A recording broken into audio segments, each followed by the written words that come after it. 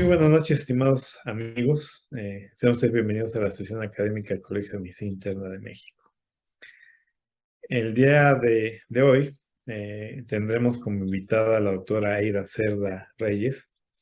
Ella es médico gastroenterólogo y con subespecialidad en patología. Labora en el Servicio de Gastroenterología del Hospital Central Militar. Tiene un adiestramiento en el servicio o en la unidad de patología del Hospital Clínic de Barcelona, España, una maestría en la misma rama. Y ella, junto con el laboratorio Medix, a quien agradecemos su participación, trataremos el tema de estratificación del paciente con hígado graso asociado a disminución metabólica y a su riesgo de progresión. Es una sesión que seguramente será de alto nivel. Sean ustedes bienvenidos. Muy buenas noches y dejo las palabras al doctor Raúl Carrillo Esper, mi secretario de Actividades Científicas del Colegio de Medicina Interna de México. Bienvenidos.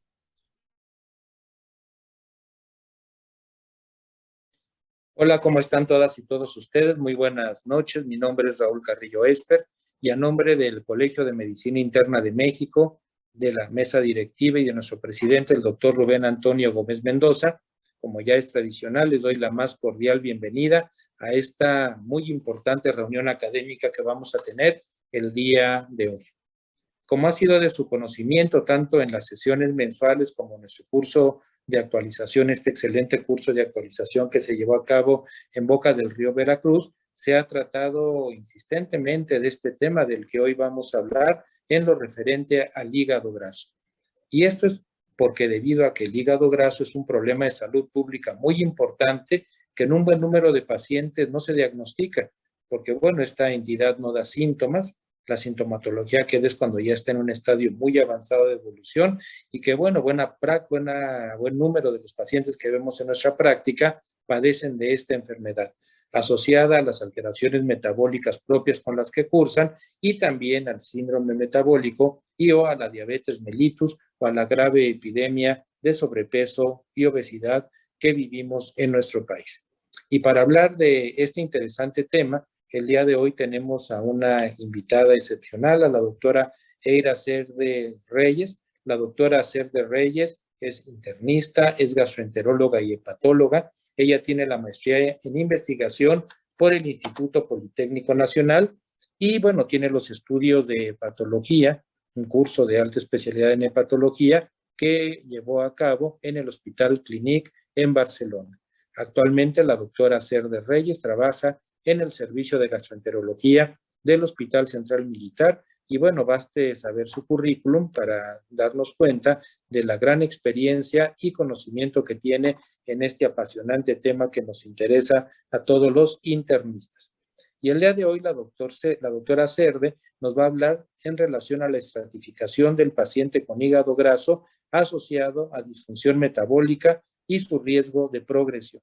La progresión de esta enfermedad, si no le ponemos un adecuado tratamiento en base a cambios de estilo de vida, dieta y en ocasiones medicamentos, puede llevar a esta triada evolutiva de esteatohepatitis no alcohólica, este hígado graso tan serio que posteriormente hace fibrosis, posteriormente a cirrosis y que evoluciona o puede evolucionar a cáncer hepático. Entonces estoy seguro que la sesión del día de hoy será del interés de todas y todos ustedes y como ya es también parte de estas sesiones mensuales, los invito a terminar de oír esta interesante sesión y posteriormente unirse a nosotros en la sesión de preguntas y comentarios. Debemos aprovechar el expertise, el conocimiento y experiencia de la doctora Cerda Reyes en relación a este tema para que podamos hacerle llegar comentarios, preguntas en relación a las dudas que tengamos en relación a esta grave enfermedad. Y ya sin más, los dejo con la doctora Cerda Reyes para dar inicio a esta sesión. Disfrútenla y nos vemos al final en la sesión de preguntas y comentarios. Gracias. Hola, ¿qué tal? Muy buenas noches. Agradezco la invitación para estar en la sesión del Colegio de Medicina Interna de México, a los organizadores y a los laboratorios Medix. Yo soy la doctora Eira Cerda Reyes y les explicaré lo nuevo que hay para estratificar el paciente con MAFLD, lo que antes se conocía como esteatohepatitis no alcohólica, y el riesgo de progresión a fibrosis y cirrosis hepática. Veremos un poco la epidemiología de esta cuestión del MAFLD o antes NAFLD, la definición, cómo haremos el diagnóstico y cómo podemos detectar a la población que está en riesgo de progresar a fibrosis y cirrosis hepática. Para lo cual hay que recordar que el pasado 9 de junio fue el Día Internacional de la Esteatohepatitis no alcohólica y recordar que desafortunadamente esta enfermedad es silenciosa y que no se diagnostica hasta que hay complicaciones como ascitis, ictericia, cirrosis hepática y hasta cáncer hepático. Vamos a ver unas cuestiones importantes de la epidemiología, sobre todo a nivel mundial. Se considera que casi el 24% de los países occidentales pueden padecerlo.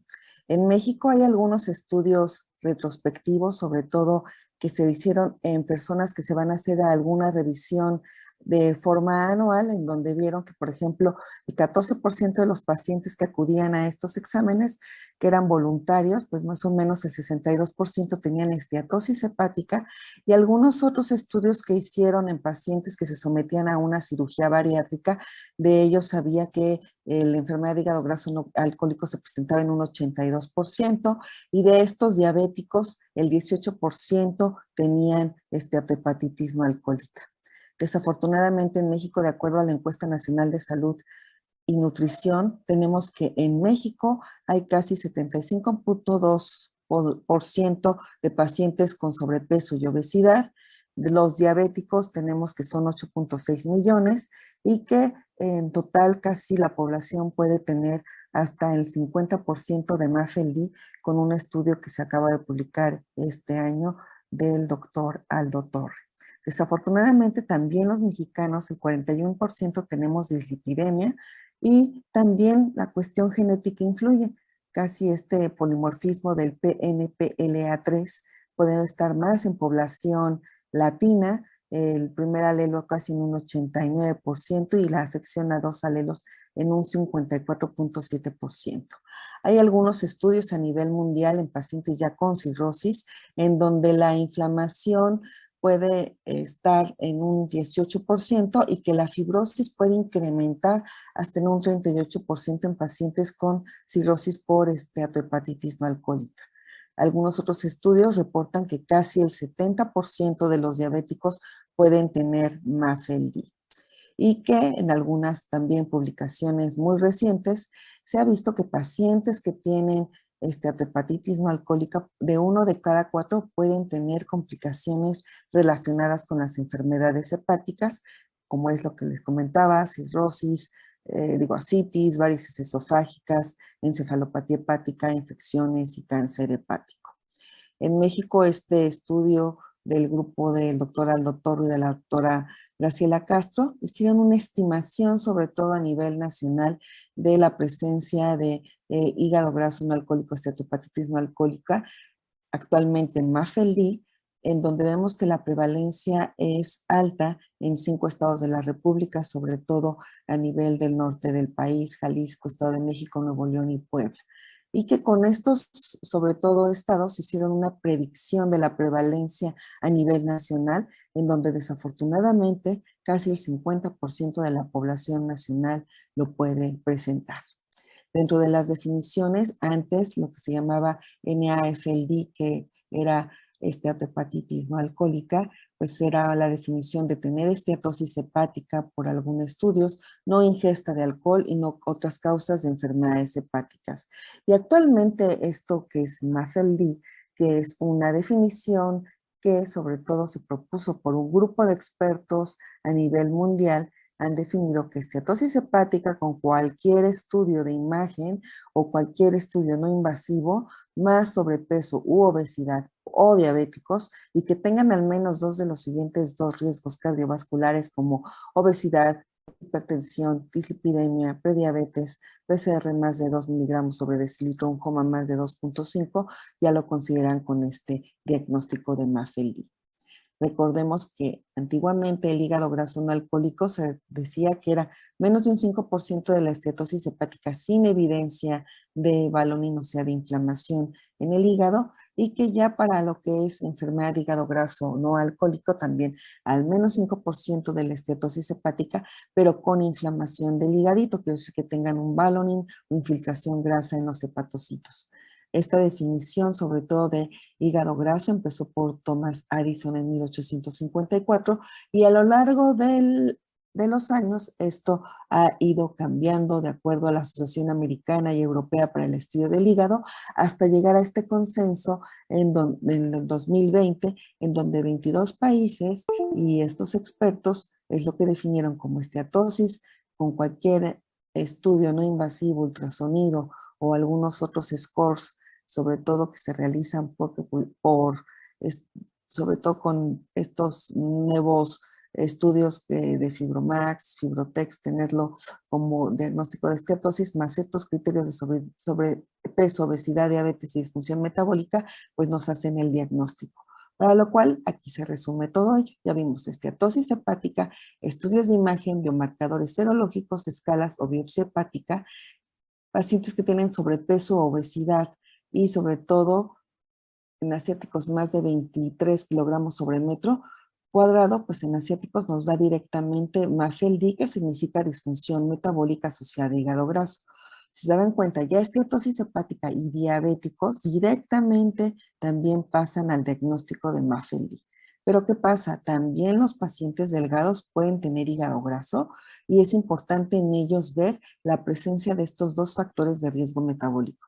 Ya vimos circunferencia de la cintura más de 112 en hombres, 88 en mujeres y también, sobre todo, presión arterial arriba de 130/85, triglicéridos arriba de 150, HDL menor de 40, sobre todo ser prediabéticos, tener una PCR arriba de 2 y el índice de HOMA más de 2.5 para este grupo de pacientes. Ya vimos que es enfocarnos también en las presencias de riesgo metabólico y que sobre todo en nuestro país, pues los principales factores de riesgo es el estilo de vida sedentaria, sobre todo la obesidad central, diabéticos, dislipidemia, también masculinos mayor de 60 años, origen hispano, que ya vimos que el hecho de ser hispanos nos da el hecho de tener esta variante del polimorfismo PNPLA3, y que desafortunadamente ya con este factor extra, pues tenemos más riesgo también de desarrollar fibrosis y cirrosis.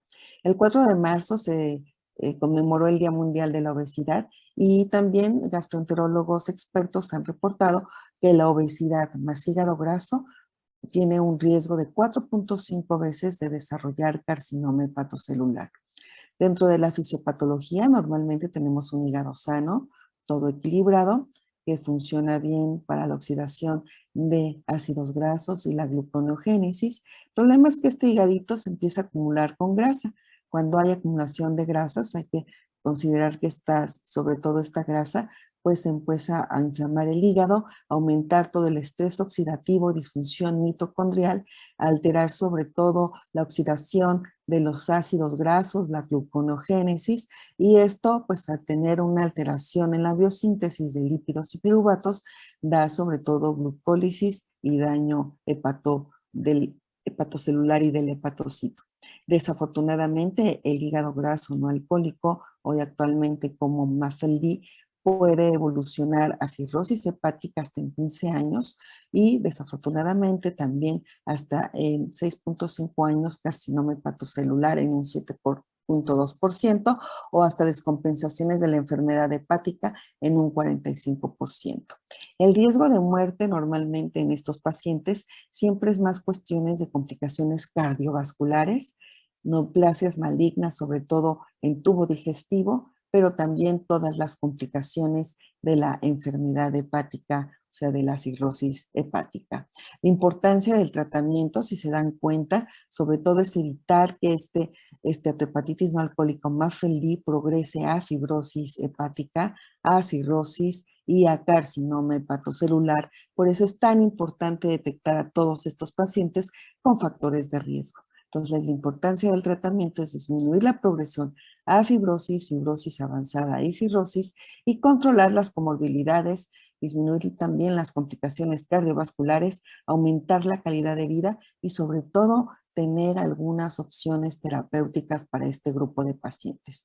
¿Y qué hay sobre la calidad de vida? Hay algunos reportes en donde desafortunadamente este grupo de pacientes pueden tener sobre todo problemas de depresión y ansiedad, pues por no ser aceptados en su vida social, por tener problemas de obesidad, del aspecto físico que dan, pueden tener fatiga, sobre todo problemas para dormir y también esto disminuye la calidad de vida y su desempeño en su trabajo. Entonces ya vimos el diagnóstico orientado a MAFLD, ya vimos todos los factores de riesgo, obesidad, desafortunadamente los latinos tenemos predisposición genética, la dislipidemia, hipertensión, prediabetes o diabetes, y también se ha visto que puede jugar un importante punto de la fisiopatología, la alteración de la microbiota intestinal. ¿Cómo hacemos el diagnóstico? Realmente lo que preferimos es diagnósticos no invasivos que pueda ser reproducible y que tengamos inmediatamente el resultado, porque es una forma de monitorizarlos y llevar un seguimiento a este grupo de pacientes. Y dentro de los diagnósticos no invasivos que vamos a ver, para después poder ver cómo vamos a estratificar este grupo de pacientes, es el FIB-4. El FIB-4 es una escala que podemos encontrar en nuestro celular, en el internet, que mide sobre todo los niveles de AST, plaquetas, CEDAR y ALT, en donde podemos tener sobre todo los resultados de, por ejemplo, bajo riesgo de fibrosis, menos de 1.3, o sobre todo intermedio entre 1.3 y 2.6, y alta probabilidad de fibrosis, ya ser cirrótico, más de 2.6 de esta escala del FIB-4. El APRI es otro de los scores que utilizamos con una especificidad del 71% y que tiene un área bajo la curva muy bueno para fibrosis avanzada, que es F3, y para cirrosis, que es F4. Normalmente utilizamos los niveles de AST, ALT y plaquetas, y con esto también podemos tener un método no invasivo para valorar a nuestros pacientes. Uno de los estudios que tenemos más fácil acceso es la ecografía hepática, que si se dan cuenta puede detectar desafortunadamente, ya que el hígado tiene más del 30% de la esteatosis. O sea que si queremos saber si un paciente tiene un hígado graso menor al 30% o un 20 o un 10, este no es un estudio que podamos utilizarlo. Ahí sigue lo que es la elastografía transitoria, que tiene esto que se llama CAP. Normalmente este CAP lo que mide es el grado de esteatosis. Es un estudio no invasivo y de acuerdo a la puntuación podemos ver desde un S1 hasta en un S3 de los pacientes. La Asociación Europea para el Estudio del Hígado no lo recomienda, pero actualmente la Asia Pacífico es un estudio en el cual podemos hacer el diagnóstico y el seguimiento de los pacientes con el tratamiento. Ya la elastografía transitoria en sí es un estudio para ver si hay fibrosis hepática con una especificidad del 77%, un área bajo la curva muy buena para detectar fibrosis avanzada F3 y cirrosis F4. Desafortunadamente en el área gris no es tan eficaz y de acuerdo al resultado que nos da este estudio de kilopascales podemos ver el grado de fibrosis en nuestros enfermos. Otro estudio no invasivo es el Shortwave Elastography, que es un ultrasonido en tiempo real, donde se hace también la elastografía. La ventaja es que podemos ver también de forma digamos que activa el hígado, si hay alguna lesión, valorar vasos y asimismo hacer la elastografía hepática como lo vemos ver en la imagen. Los resultados confiables son en un 73% en pacientes que tienen obesidad.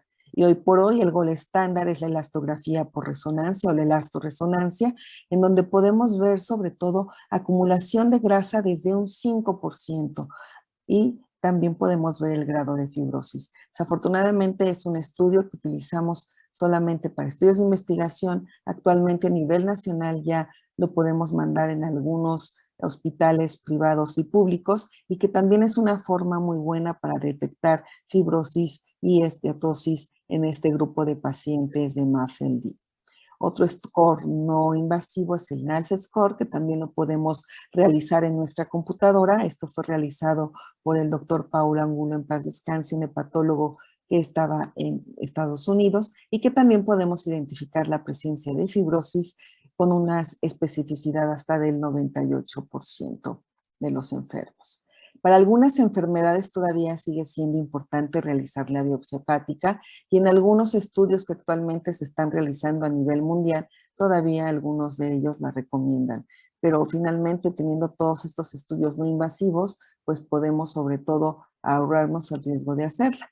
Pero ¿qué pasa? En la biopsia hepática podemos encontrar la puntuación de NAFL Activity Score o la actividad de la fibrosis y la esteatosis en este higadito, donde podemos ver sobre todo la esteatosis y la inflamación, donde podemos ver este acúmulo de células de grasita o sobre todo la degeneración balonoide y también el grado de fibrosis leve, moderada y hasta pacientes con cirrosis hepática, como se ven ahí los puentes de fibrosis. Ya que conocemos todo esto, ¿cómo vamos a estratificar e identificar nuestra población? De acuerdo a estas guías de endocrinología de este año, pues ya tenemos todos estos factores de riesgo que vimos, ¿no? Prediabéticos, obesos, alteraciones de las pruebas de funcionamiento hepático. Es importante valorarlo en los diabéticos. Se ha visto que diabéticos que tienen sobre todo más de 40 años de edad y que tengan elevación de la ALT, hay que hacer un ultrasonido hepático de acuerdo a las guías también de la AGA de este año.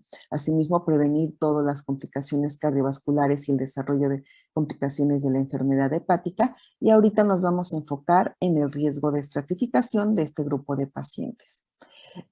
Vamos a empezar sobre todo que esto debe de ser algo que debe de realizar endocrinólogos, gastroenterólogos, a lo mejor hasta los cirujanos que ven esta cuestión de bariatría y sobre todo médicos de primer contacto. Médicos de primer contacto somos todos, ya que todos podemos ver pacientes que tengan alteraciones de las PFH o de la glucosodislipidemia y en el primer paso, sobre todo, ver si no hay este grupo de pacientes tienen más de los riesgos metabólicos que ya los hemos mencionado y los tienen a su lado izquierdo, si son diabéticos o si tienen esteatosis hepática o elevadas las aminotransferasas, ya que en un 11% de los pacientes se ha reportado que la elevación de las aminotransferasas pueden ser por hígado graso.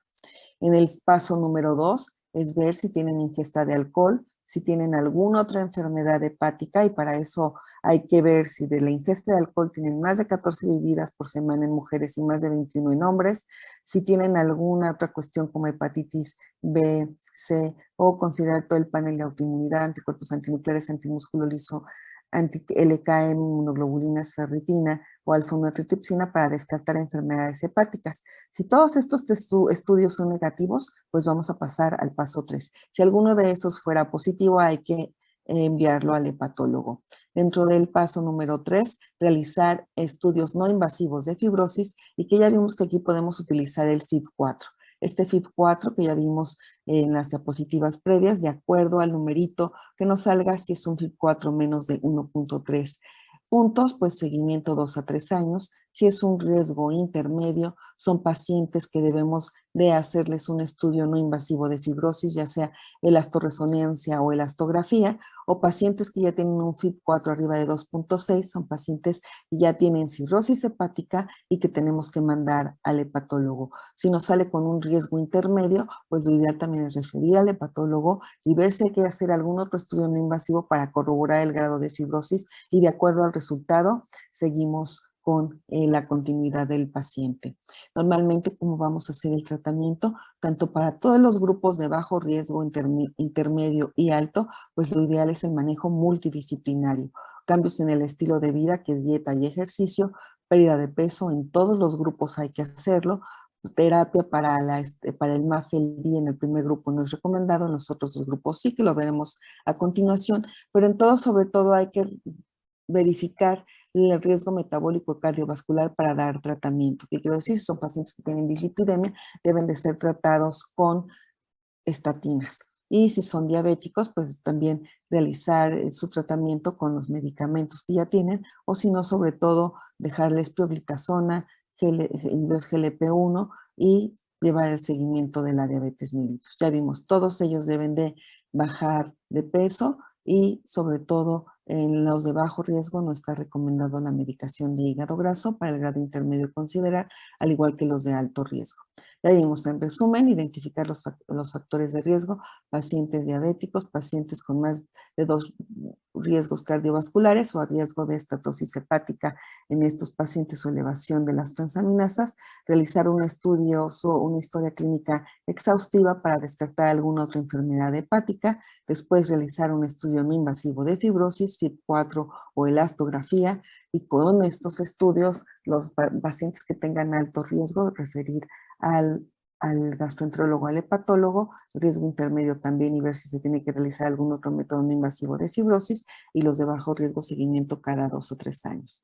Realmente, entre todos los tratamientos que se han estado realizando a nivel mundial, y es de tener sobre todo el hígado graso, han hecho estudios sobre todo con medicamentos que van a inhibir sobre todo las lipasas, otros que sobre todo modifican el equilibrio de la microbiota intestinal, el estrés oxidativo, la inflamación sobre todo a nivel de las células de Kupffer para disminuir sobre todo el estrés oxidativo, y la mayoría de los estudios van enfocados a nivel de las células estelares para detener la fibrosis hepática o revertir la misma. Dentro del cambio del estilo de vida, lo ideal es desayunar de una forma sana o sobre todo llevar nuestras comidas con el plato del buen comer, sobre todo verduras, frutas, leguminosas, carnes, pero que hay algunos estudios que en el desayuno o durante el día 4 tazas de café pueden ser un factor protector para el desarrollo de hígado graso. El ejercicio es muy importante de acuerdo a la Asociación Europea y Americana para el Estudio del Hígado, ya que el hecho de disminuir de un 7 a un 10% puede tener una reversión del hígado graso hasta de la fibrosis hepática. Estos son estudios que se han reportado que si se dan cuenta la pérdida de peso de más de un 10% puede disminuir hasta en 45 puntos la fibrosis hepática en este grupo de pacientes. Hay muchos mitos sobre qué dieta hacer, sobre si me tomo un juguito para desintoxicar el hígado y mejoro, o que si hago la dieta DASH, o si hago a lo mejor la dieta no fat. Entonces todo esto realmente debe de estar avalado por el grupo multidisciplinario, una nutrióloga, y sobre todo ver qué es lo que realmente está ya, digamos que establecido a nivel mundial. Ya vimos que sobre todo el estilo de vida, una dieta hasta mediterránea puede ayudarnos a mantenernos en equilibrio y sobre todo controlar todas las enfermedades metabólicas que tenga nuestro paciente para que pueda estar con un tratamiento de forma global. Dentro de la terapia farmacológica, pues hay muchos medicamentos que hoy en día también se están estudiando. Se dan cuenta, hay medicamentos que van contra la obesidad y diabetes, por ejemplo, los péptidos similar al glucagón 1, que son los agonistas que pueden controlar sobre todo los niveles de glucosa. También disminuyen el peso, pueden aumentar la lipólisis, aumentan la secreción de insulina y sobre todo aumenta la saciedad, que es uno de los que ya están demostrados para esta cuestión de hígado graso. Hay algunos otros medicamentos, por ejemplo, algunos que actúan a nivel de los párpados receptores de las peroxisomas, que es alfa, gamma y delta, como la pioglitazona, el enafibrador y saroglitazar. Hay algunos de ellos que actúan sobre todo a nivel de los receptores farsenoides que se encuentran en el hepatocito y que disminuyen también la fibrosis hepática, como el ácido beticólico. Tenemos a otros que actúan a nivel del estrés oxidativo, como vitamina E y el emicarzam para la apoptosis, y que tenemos algunos otros como los que actúan a nivel de la grasa visceral, sobre todo aquellos que actúan a nivel de las señales de la fibrogénesis, y sobre todo disminuir todo este estrés oxidativo y que nos pueden ayudar sobre todo a este control del hígado graso. Dentro de los estudios antiguos se ha visto que la vitamina E a 800 unidades por día puede disminuir sobre todo las cuestiones de la inflamación hepática y la esteatosis, pero recordar que no hay que darlo en pacientes diabéticos. Asimismo, hay algunos otros antioxidantes como silimarina o silifos más ácido alfa-lipoico. Este es un estudio que se hicieron en 2 grupos pequeños, cada uno de 20, en los cuales les dejaron dieta y ejercicio. En nuestros grupos el antioxidante más metformina y su ejercicio, y en otro ellos metformina, placebo, también más ejercicio, en donde se vieron que sobre todo el tratamiento a 6 meses puede mejorar el perfil inflamatorio de leptina, adiponectina y el perfil hepático. Asimismo, hay algunos otros medicamentos como la pioglitazona, que es un agonista gamma de los peroxisoma, que mejora el hígado graso, mejora la fibrosis, pero que en algunos de un 2 a un 4% pueden tener ganancia de pesos. Algunos de estos estudios también pueden tener, sobre todo, mejorar el tejido adiposo, la sensibilidad hepática a la insulina y la sensibilidad muscular a la insulina. Desafortunadamente, entre los efectos adversos, los que les comentaba, aumento de peso un 2.5%, y este fármaco solamente está evaluado para pacientes con diabetes mellitus, no para cuestiones de hígado graso. La cirugía bariátrica hoy por hoy sigue teniendo sobre todo cuestiones importantes para mejorar la esteatohepatitis alcohólica y la regresión de la fibrosis, y en este estudio sobre todo el seguimiento a 5 años en pacientes que fueron sometidos a cirugía bariátrica, la fibrosis disminuyó en un 70.2% y desapareció completamente la fibrosis hasta en un 50% de todos los pacientes, en donde podemos ver sobre todo la pérdida de peso en las gráficas de color azul. Sobre todo esta cuestión de la fibrosis, se dan cuenta, mejoraron muchos de ellos a los 5 años y que se pueden ver hasta las biopsias hepáticas de su mano derecha. ¿Qué vamos a hacer? En resumen, actualmente hay muchos estudios clínicos en desarrollo en donde podemos ver que los primeros que van actuando sobre todo en la lipotoxicidad, inflamación y apoptosis, como el elafibrador, cenicriviroc y celostinib, no han dado resultados para esta cuestión del hígado graso. Algunos de ellos, como el aramichol, que actúa a nivel de la lipotoxicidad, sigue en curso, el resmisterón para la lipotoxicidad igual en curso.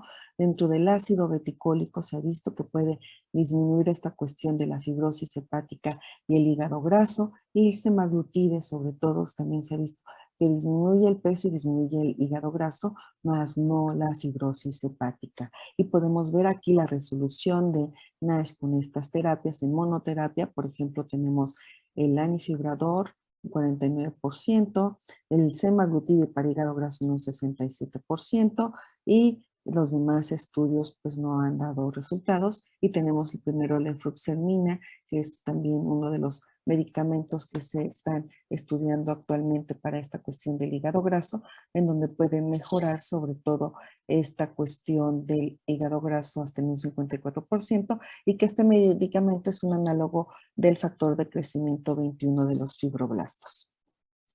Mejoría de la fibrosis, realmente aquí tenemos otra vez la efruxifermina en un 62%, es el único, los demás sobre todo no dan cuestiones para fibrosis hepáticas, y que dentro de los agonistas farsenoides, el primero de ellos es el ácido beticólico, que sí se ha visto que hay mejoría en la fibrosis. Ya vimos que los agonistas del factor 21 del crecimiento, el efruxifermina, ya vimos que puede dar mejoría sobre todo en cuestiones de esteatosis hepática.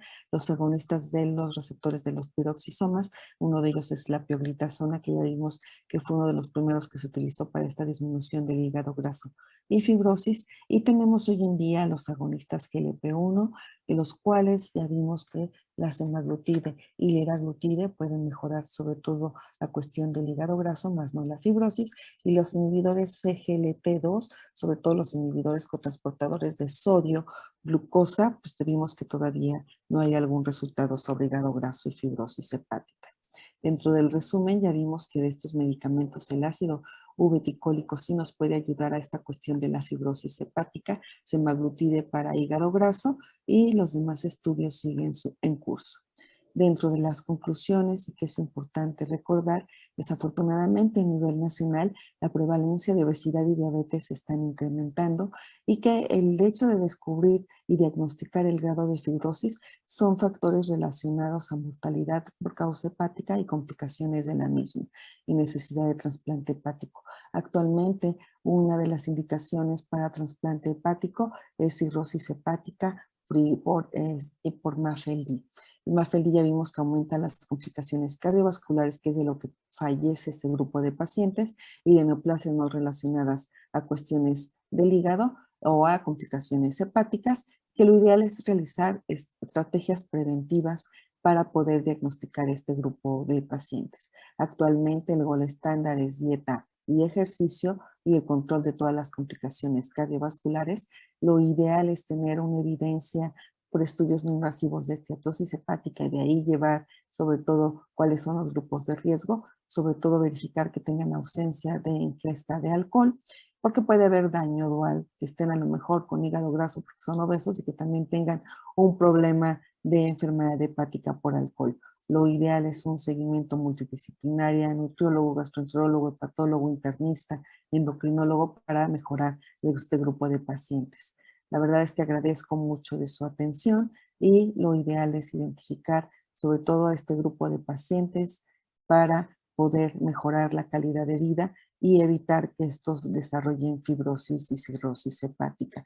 Muchas gracias por su atención y quedo atenta a sus preguntas y comentarios.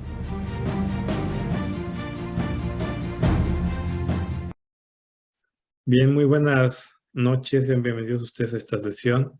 Tengo el gusto de presentar por un lado a nuestra querida doctora Marta Cruz, ella es presidenta de la filial del Colegio de Medicina Interna del Estado de Puebla, quien nos estará apoyando en esta sesión de preguntas y respuestas, y a la doctora Aida Cerda, quien acaba de darnos una excelente sesión. Pues vamos a dar comienzo, no sé si quisieras ver algunas preguntas que hay en el chat, Marta, para empezar con las mismas. Hola, buenas noches a todo el auditorio. Claro que sí, tenemos aquí una pregunta. Nos pregunta justo Germán Burgos. Por favor, coméntenos sobre el papel de las ICLG2 y de la NAF-FLD. Justo Germán Burgos.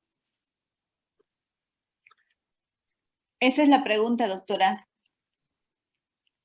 Ok, me imagino que lo que se refiere son a los tratamientos con los GLT1 y GLT2. La verdad es que son estudios que se están realizando. Ya vimos sobre todo en la práctica que hay muchos estudios que se están realizando a nivel mundial y que aquí lo más interesante también de estos estudios es que estos medicamentos nos ayudan mucho a la disminución sobre todo de hígado graso. Eso sí ya está demostrado.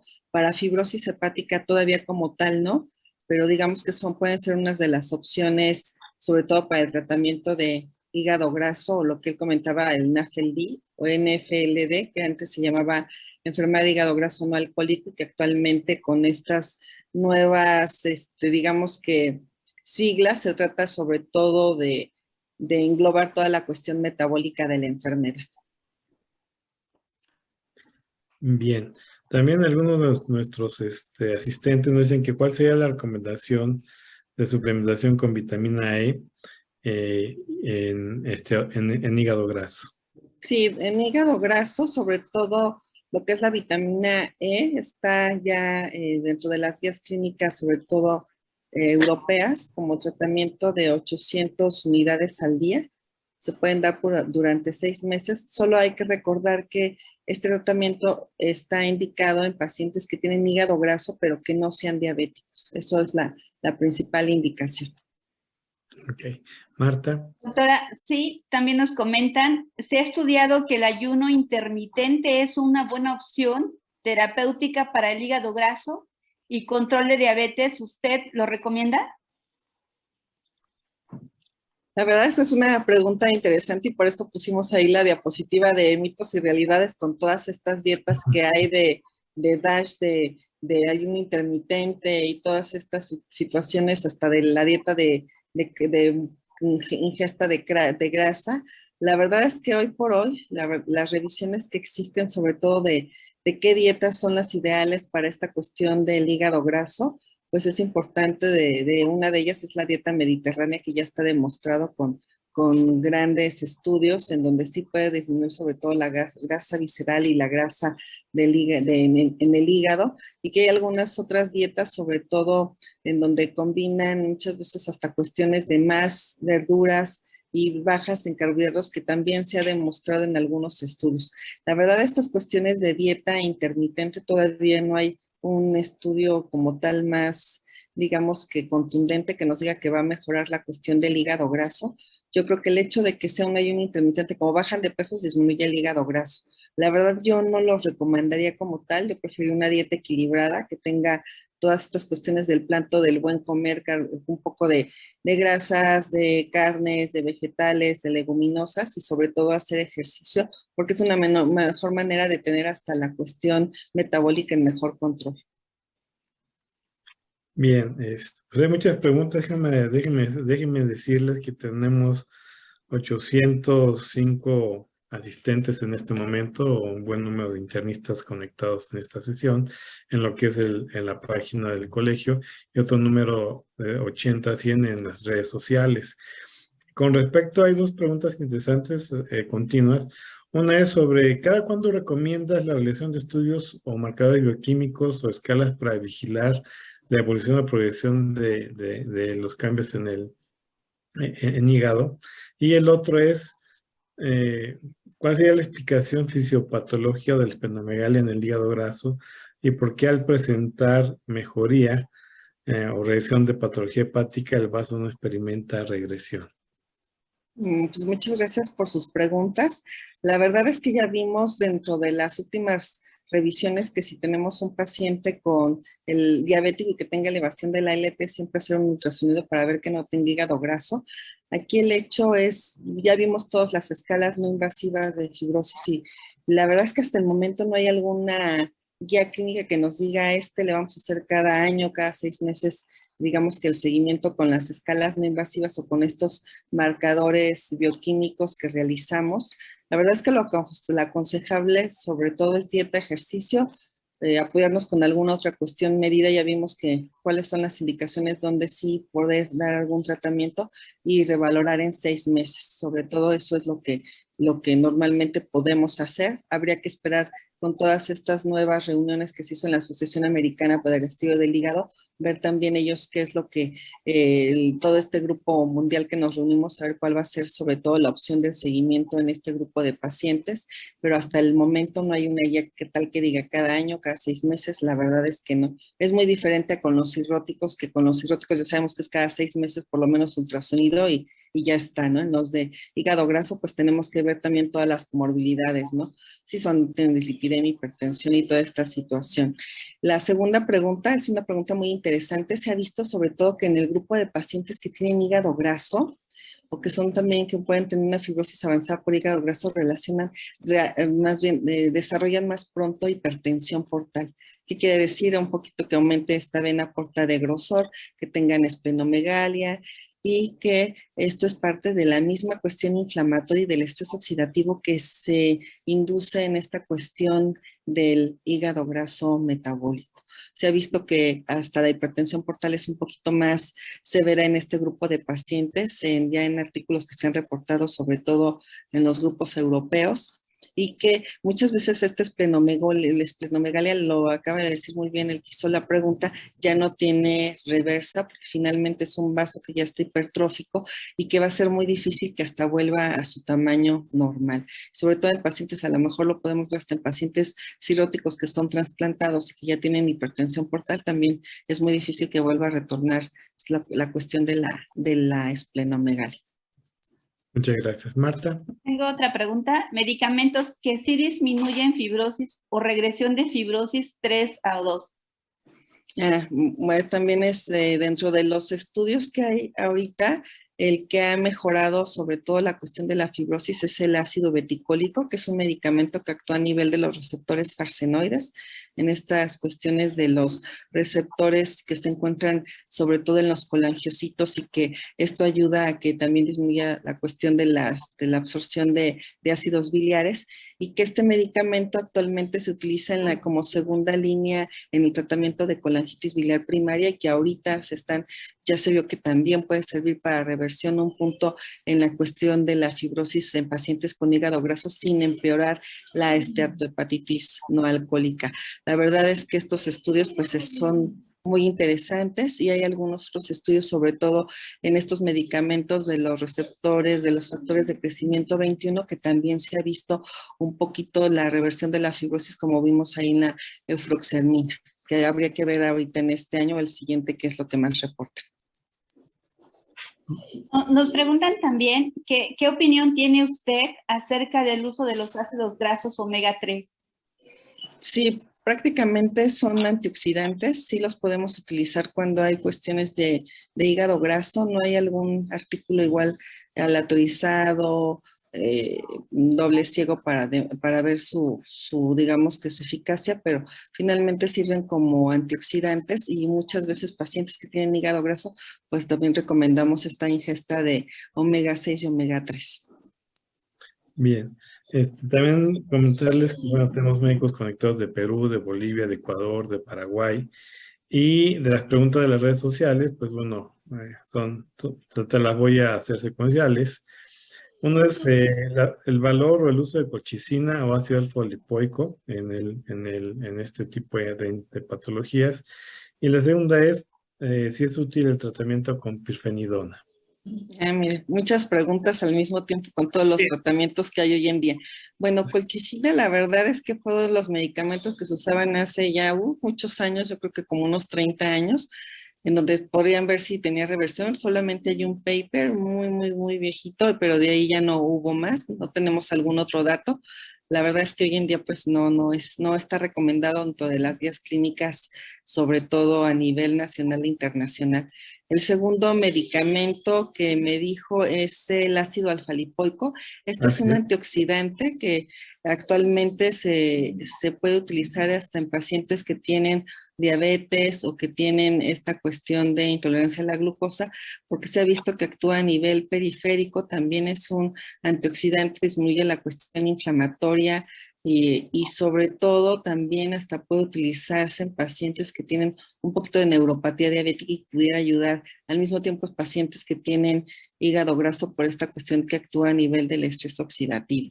Y la otra que es la pirfenidona pues ya todos sabemos que es un antifibrótico que actúa a nivel sobre todo también óxido nítrico y factor de necrosis tumoral alfa, disminuyendo esta cuestión de la inflamación en la cuestión del hepatocito, y que hay algún estudio retrospectivo sobre todo en donde se había demostrado que fue un estudio que se presentó en el Congreso Americano para el Estudio del Hígado, donde podría haber un poco de reversión en un 37% de los pacientes, pero fue un estudio retrospectivo. Actualmente, varios centros de tercer nivel a nivel nacional terminaron un estudio controlado, aleatorizado, doble ciego, todavía no han reportado los resultados, pero pues habría que esperar qué es lo que reportan y con eso pues se tomaría alguna opinión acerca del medicamento. Okay. Marta. Doctora, nos comentan cuál es la tasa de reincidencia de aquellos pacientes que tuvieron regresión de hígado graso. Es una buena pregunta y la verdad es que esto va en base a, sobre todo que si es un paciente que ya tuvo mejoría del hígado graso, se mantiene en su peso, sigue con su ejercicio, no puede tener una recaída del hígado graso. Aquí lo importante es que si es un paciente que tuvo hígado graso, se controla y después otra vez vuelve con el incremento de peso y no sigue su dieta, sí puede haber un aumento sobre todo de que tenga una recaída del hígado graso. Actualmente no hay todos estos estudios aleatorizados no han reportado quiénes son los que pueden tener, digamos que recaída del hígado graso después de los tratamientos y del estándar of care de los tratamientos que actualmente se encuentran. Tengo otra pregunta. ¿Cuál es el mejor momento en el que el internista debe referir al hepatólogo este tipo de pacientes? ¿Cuándo lo tiene que hacer el internista? Ya vimos ahí bien, padre, ese cuadrito de los pasos del 1, 2, 3. Es importante sobre todo referir a los que están en el riesgo intermedio, porque no sabemos si realmente tienen fibrosis avanzada o no, y a los que ya están con fibrosis avanzada, que ya vimos que de acuerdo al score del FIB4 o si tenemos apoyo de alguna elastografía, son pacientes que sí tenemos que mandar pues al gastroenterólogo o al hepatólogo, porque sobre todo pues hepatólogos somos muy poquitos a nivel nacional, pero que son los que tenemos que referir para poder hacer algún otro estudio, ya sea de imagen o no invasivo, y y verificar realmente si tiene una fibrosis avanzada, que vendría siendo un F3, que es un pasito antes de la cirrosis, y ver cómo podemos ayudarlo a que no pase a cirrosis, como el F4, y los que ya tienen F4, pues tratar también de mejorarlos, y lo más importante es que no presenten, que lleven su seguimiento todas las complicaciones de las enfermedades hepáticas. Bien, vamos hacia la última tanda de preguntas. Son bastantes, estamos tratando de resumirlas. Pero una se me hace muy interesante. ¿Consideras el hígado graso como un factor de riesgo para cáncer extrahepático? Sí, hay algunos estudios que han demostrado que después estos pacientes pueden tener más digamos que riesgo de desarrollar sobre todo cáncer a nivel de tubo digestivo, de colon sobre todo. Y esto es parte de la misma inflamación. Hay que considerar que el tener hígado graso se debe a que pueden tener algunos otras, digamos que, pues factores metabólicos que los vimos ahí muy bien, hipertensión, dislipidemia, y que todo esto en conjunto es una cuestión proinflamatoria, que esto hace que pueda haber activación de algunos otros tipos de tumores, sobre todo, como bien lo dijeron, extrahepáticos, y sobre todo a nivel de tubo digestivo. Bien. Marta, hacer las últimas preguntas. ¿Hay escala específica en MALF para predecir el evento cardiovascular? Sí, esa es una muy buena pregunta, y gracias al doctor que la hizo. La verdad es que no hay una escala que nos diga, a lo mejor el que tiene FIB4 con fibrosis y que tenga dislipidemia y que sea hipertenso tenga más riesgo de cuestiones de complicaciones cardiovasculares. No lo hay todavía para esta entidad. La verdad es que es algo que actualmente hizo como que el boom a nivel mundial, después de que se encontró que la hepatitis C se curaba. Pues ahora ya todas las enfermedades hepáticas ahora son más cuestiones por hígado graso, pero hasta el momento no hay a lo mejor un score, o algunos con tantos criterios tenemos más riesgo de cuestiones cardiovasculares, todavía no lo tenemos. Bien. Bien, adelante. Creo que es que son muchas preguntas, doctora. ¿Qué nos puede comentar sobre el uso del Samir? De metionina, ¿no? Bueno, Sí. este medicamento, la verdad es que también son dentro de todos los antioxidantes que tenemos, pero también no existe un estudio como tal controlado, autorizado dentro de la literatura que apoye su uso para hígado graso. La verdad es que actualmente hay muchos antioxidantes y algunas veces los utilizamos en algunas cuestiones, en otras no, pero realmente para este medicamento todavía no hay nada en la literatura que nos diga hay que usarlo para todas las cuestiones de hígado graso. Bueno, tenemos muchas felicitaciones y nos comentan: muchas gracias por la sesión académica, muy buena ponente. ¿Es el hígado graso un factor de riesgo para cáncer extrahepático? Sí, es lo que comentamos ahorita con el doctor, que sobre todo es un factor para cáncer de tubo digestivo, sobre todo a nivel de colon. Y de las últimas sería, dentro de las conclusiones, ¿cuáles serían los estudios específicos por parte del médico general o por parte del médico internista para poder evaluar hígado graso, así como lo hacemos de manera preventiva en el diabético para ver si hay nefropatía, etcétera? ¿Cuáles serían los estudios que tú consideras elementos clave para poder protocolizar de manera adecuada a un paciente con probable hígado graso o con hígado graso? Exacto, yo creo que aquí los puntos claves, ya vimos todos factores de riesgo, pero aquí sobre todo estudios, una bioquímica hepática, que es las pruebas de funcionamiento hepático, unos tiempos de coagulación, porque es una forma de ver si este TP ya está prolongado y que es parte de ver la reserva o la síntesis hepática, y una biometría hemática que también nos serviría a ver algunas otras cuestiones, si hubiera trombocitopenia, y sobre todo un ultrasonido hepático que hoy en día lo podemos tener a la mano en cualquier lugar, pero recordar que aunque sea un estudio que es fácil de reproducir, que lo tenemos muy accesible, pues desafortunadamente nos mide y nos determina ya cuando hay más de 30% de grasa en el hígado. Pero yo creo que podemos empezar con eso y sobre todo hacer todas estas escalas no invasivas que no nos quitan ni 5 minutos y es una forma de hasta global de poder valorar un paciente con todos estos factores de riesgo y sabiendo que en nuestro país pues ya vimos que pues una gran cantidad de pacientes, más o menos unos 7 millones son diabéticos, ¿no? Sí.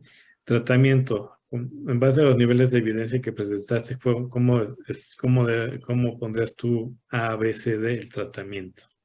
Lo ideal ahorita es dieta y ejercicio, que es el estándar de tratamiento.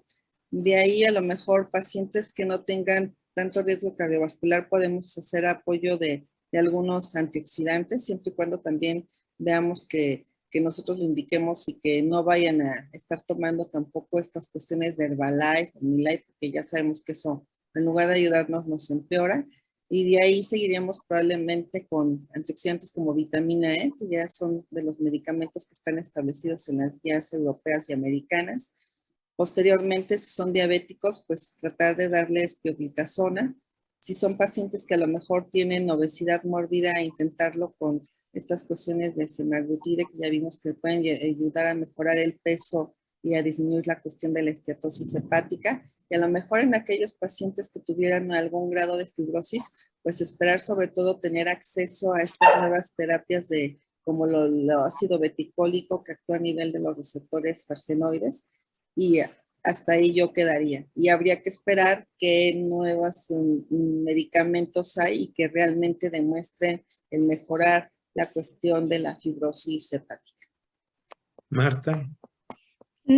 ¿Cuál es la diferencia entre emplear fibrotest y elastografía hepática? ¿Y qué candidatos son prioritarios de biopsia hepática? Muy bien, miren, el hecho de hacer un fibrotest es un estudio sobre todo sanguíneo y que pues lo podemos tener de una forma también rápida.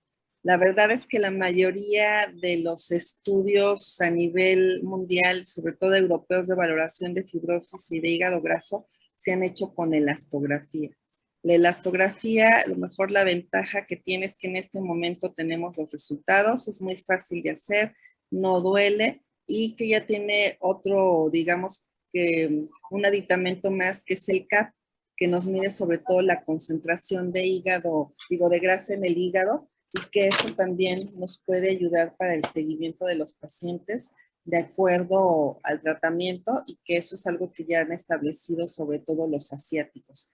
Esa es una de las cuestiones que podemos hacer. ¿Y a quién llevar a biopsia hepática? Eso es muy importante. Ya vimos que los pacientes que están con riesgo intermedio, que realmente quedan en esta línea gris, que no sabemos si realmente tienen una fibrosis avanzada, un F2, y que están ahí como que entre azul y buenas noches, son aquellos que podemos hacer biopsia hepática y sobre todo hay algunos estudios de hace más o menos unos 10 años, considerar sobre todo a los pacientes diabéticos, porque muchas veces podemos tener un ultrasonido, una elastografía donde no sé que nada más ha llegado graso, que ya hay a lo mejor un poco de fibrosis, pero muchas veces ahí tendríamos que hacer alguna biopsia hepática para determinarlo o repetir algún otro estudio no invasivo. Y biopsia hepática también considerarlo a lo mejor en pacientes que probablemente a lo mejor tengan hígado graso, pero ya le hicimos algunos otros estudios de sangre y a lo mejor tienen positividad para algunos marcadores de autoinmunidad y que nos estemos enfrentando hasta un daño dual, un paciente que tenga hígado graso y que también tenga alguna enfermedad autoinmune hepática, ¿no? Y pues bueno, básicamente dos últimas preguntas antes de cerrar la sesión. Pues demasiadas preguntas de interés. Y de las redes sociales, pues bueno, una es, ¿revertimos el hígado graso?